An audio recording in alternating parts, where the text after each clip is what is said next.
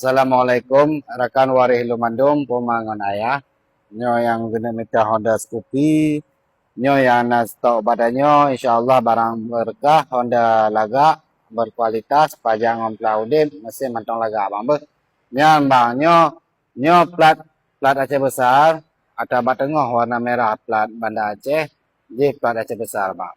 Jadi bagi abang-abang don, ya bagi abang-abang don yang guna minta Honda second, Honda Scoopy untuk anak dara, untuk anak agam ataupun untuk perumah. Nyo bang nak badannya tene, nyo dah berahnya oleh bang. Nyo nak badannya tene 2020 sa. Surat-surat lengkap, plat dengan pajak udip, ban mantang tebal, body mantang mulus.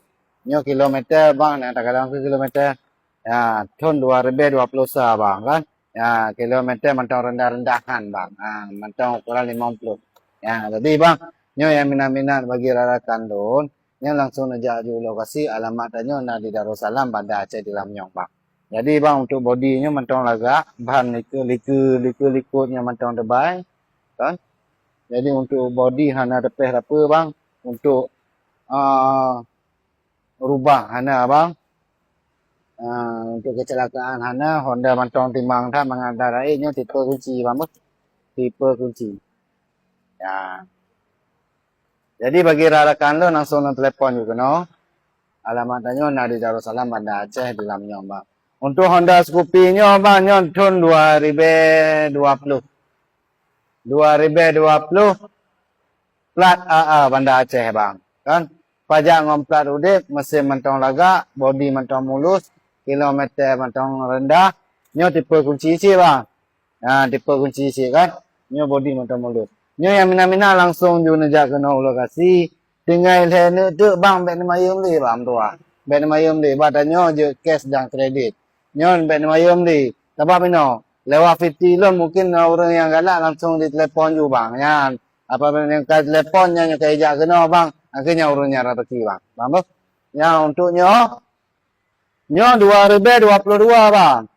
2022 lampu kadibuh les kuning-kuning lagi ya bang. 2022. Nyo tahun 2022 bang. Lampu kadibuh les kuning-kuning lagi nyo. Yang les kuning-kuning gold. Dah bang. Nyo untuk ke body mentong lepas sana rapi. Mesin barang bang. Ya. Sibak anak muda bang kan. Ya kan. Jadi nyo untuk plat, nyo plat Aceh besar bang, pajak ngom plat udip, yang lagi biasa badannya, plat pajak ngom plat udip, yang apabila off, tak tanggung terima udip bang. Kamu terima udip juga bang.